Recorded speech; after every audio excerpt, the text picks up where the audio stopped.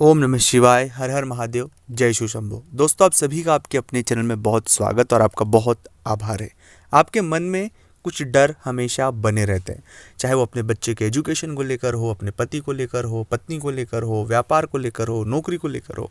एक ऐसा डर जो सामान्य स्थिति से नहीं होता है, आपके मन में एक हमेशा भय। जब भी आप वो बात सोच लेते हैं तब आप खुद के मन में सहम जाते हैं। आपके मन में एक बहुत नकारात्मकता जगह बना लेती है। उस बात को सोचने के बाद आप उस बात से 2-3 दिन तक परेशान होते हैं, बहुत दिनों तक परेशान रहते हैं।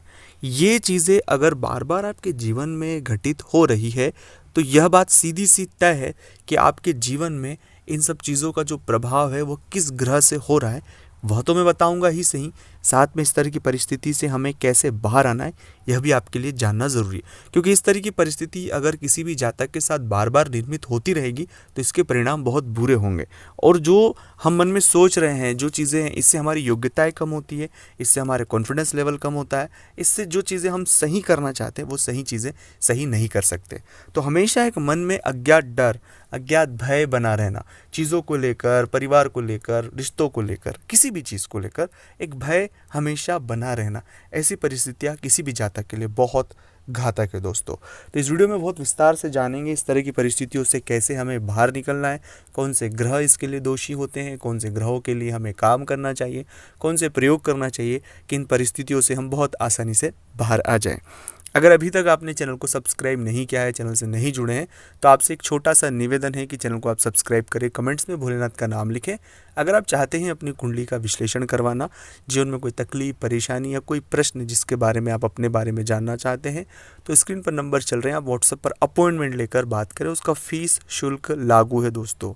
जन्म तारीख, जन्म समय, जन्म स्थान पता होना अनिवार्य है। जो भी आपके प्रश्न हो उनके जवाब आपको ज़रूर मिलेंगे।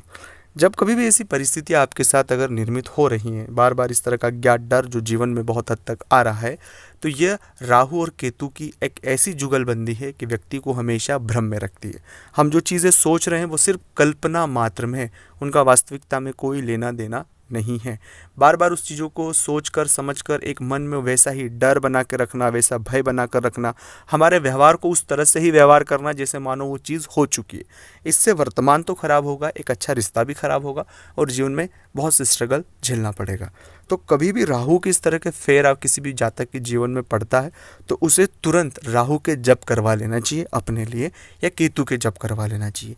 दूसरी बात है कि जितना हो सके उतना आप सोचने से बचे उस विषय को, क्योंकि जितना आप ज़्यादा सोचने की और उस विषय पर जाएंगे तो नकारात्मक ही सोचेंगे, अच्छा आप नहीं सोच पाओगे। और जितना डीप सोचेंगे, जितना सोचेंगे, उतनी ज़्यादा नेगेटिविटी आपके इर्द गिर्द होगी और आपके जीवन में इतना ज़्यादा नेगेटिव इमोशन आपके अंदर आ जाएगा कि आपकी सोचने समझने की जो शक्ति होती, जो पॉजिटिविटी होती, वो सब क्षरण हो जाएगा। तो प्लीज़ ऐसा ना करें। ये राहु का बहुत माया जाल होता है जिसमें व्यक्ति एक भ्रमित जीवन जीता है, भ्रम में जीवन जीता है। तो भ्रम से बाहर निकले, सच के करीब रहें, सामान्य सी चीज़ों को यकीन करके आगे बढ़े। सामान्य जो चीज़ें होती उनको बस बेसिक्स पर रहें, आगे डीप थिंक ना करें। दूसरा है कि इस परिस्थिति के लिए गुरु मंत्र का जप भी बहुत इंपॉर्टेंट है। मैं हमेशा अपने हर वीडियो में ये बात कहता हूँ कि नहीं है तो नमः शिवाय का जाप आप अवश्य रूप से करें। अगर ऐसा फिर भी बार बार आप नहीं निकल पा रहे इस तरह की नेगेटिविटी से, तो आपको राम रक्षा स्तोत्र रोज नियमित पढ़ना चाहिए, उससे आपको बहुत फ़ायदा मिलेगा। तो ये प्रयोग करने से आपके जीवन में बहुत फ़ायदा मिलेगा। नमः शिवाय।